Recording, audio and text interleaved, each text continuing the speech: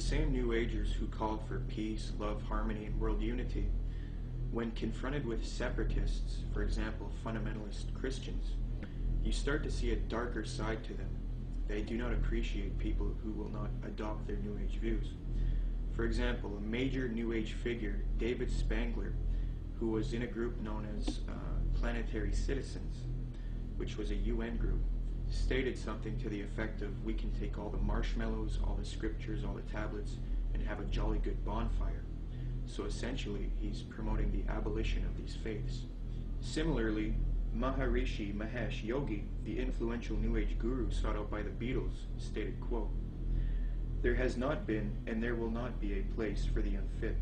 The fit will lead, and if the unfit are not coming along, there is no place for them.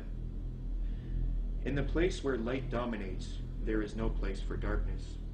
See, in his thinking, the fit are the New Agers, and the unfit are those who do not adopt the New Age beliefs. People who are, for example, fundamentalist Christians, Jews, people like this. So essentially, you see a lot of intolerance within the New Age movement. It's not all nice and dandy with these people. You know, they have the mask, they have the appearance of peace, love, harmony, but in their writings, they do come out and say that there is no place for Christians and people who do not accept their beliefs.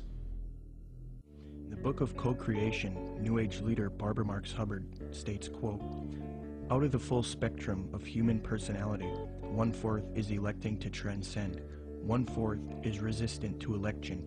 They are unattracted by life ever evolving. Now as we approach the quantum shift from creature human to co-creative human, the destructive 1/4 must be eliminated from the social body. Fortunately, you, dearly beloveds, are not responsible for this act. We are. We are in charge of God's selection process for planet Earth. He selects, we destroy. We are the riders of the pale horse, death." Alice Bailey explained what the New World Order will do to those who refuse to accept it. Quote, "Let us never forget that it is the life, its purpose, and its directed, intentional destiny that is of importance, and also that when a form proves inadequate, or too diseased, or too crippled for the expression of that purpose, it is, from the point of view of the hierarchy, no disaster when that form has to go. Death is not a disaster to be feared. The work of the destroyer is not really cruel or undesirable. Therefore, there is much destruction permitted by the custodians of the plan, and much evil turned into good." Unquote. Blavatsky's peer, Aleister Crowley, said an Egyptian entity told him Christianity would be destroyed at the advent of the New Age. Quote, "A peer of Blavatsky's, often called the prophet of the New Age, Aleister Crowley, claimed to have been visited in the spring of 1904 by an Egyptian entity called Oase, who foretold to Crowley the end of Christianity." Unquote. But if you dig deep into the literature, yes, they're going to be extremely intolerant. David Spangler had talked about the Luciferic initiation and these types of things. And we look in the Bible and we can look at like Revelation 13 and where all they that do not receive the mark and the mark of the beast in their right hand or their forehead, you know, are going to essentially forfeit their life. This is how intolerant it's going to become. It's going to be their way or no way. And so, no, they're not going to have any tolerance. I think at first they're going to come as real nice guys, though. I don't think they're going to do that right off the bat. But eventually it's going to get to the point where enough people have bought into it and enough strong delusion is there that, yeah, they're not going to be tolerant whatsoever. Barbara Marx Hubbard states, "The end of this phase of evolution shall come. All will know their choice. All will be required to choose. All who choose to be natural Christs will be guided from within as to how to proceed. All who choose not to evolve will die off. The kindergarten class of Earth will be over." Unquote.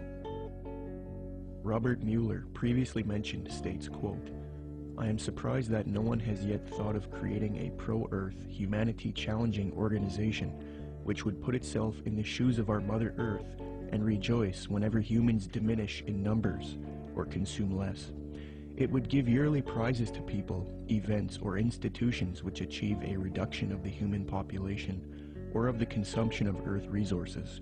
The first prize should go to the United Nations, which through its world population conferences and anti-population work has prevented 2,200,000,000 more people from being born between 1952 and the year 2000.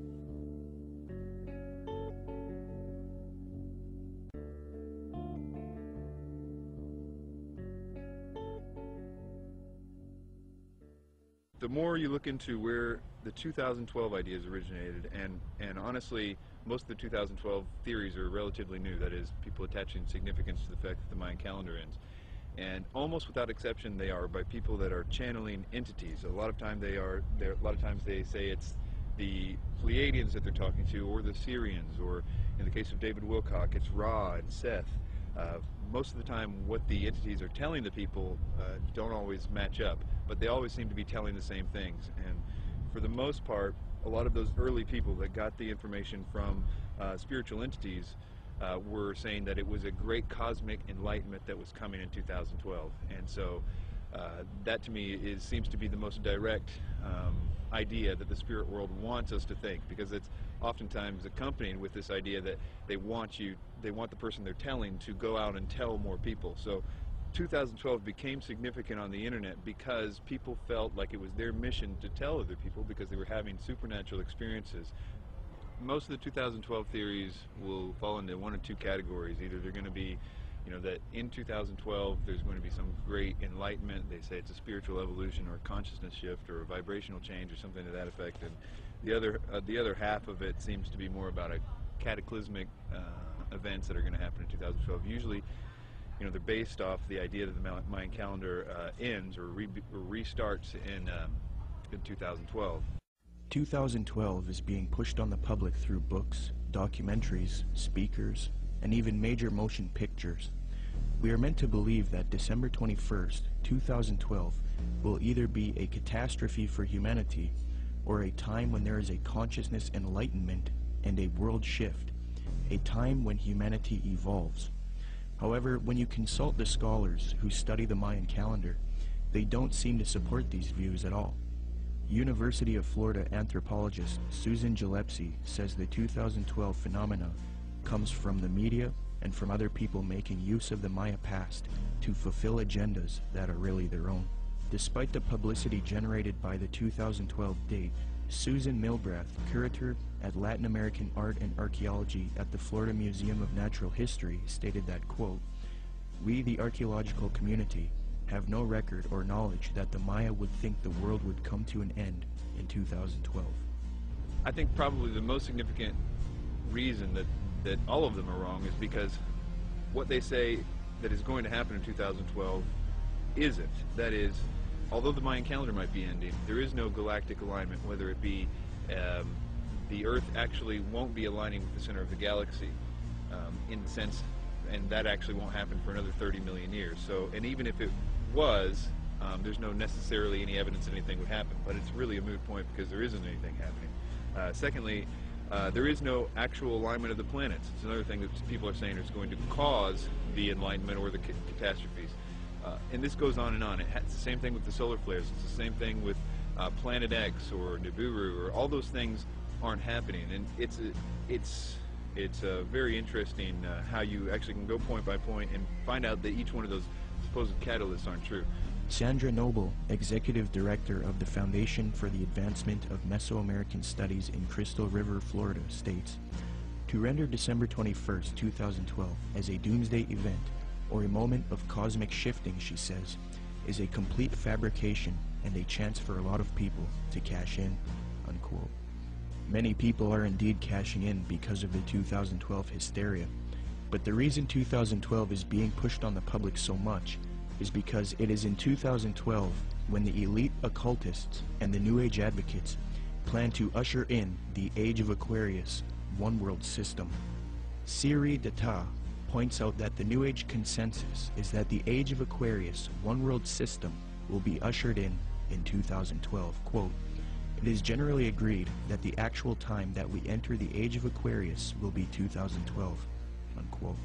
Could this whole 2012 concept be propaganda to get people to accept the Age of Aquarius in 2012? Eugene Gallagher likewise notes that the supposed age of Aquarius is expected to arrive in 2012. Quote, "The term New Age is most closely correlated with the astrological idea that we are about to enter a new age, the age of Aquarius, which will arrive around 2012, unquote.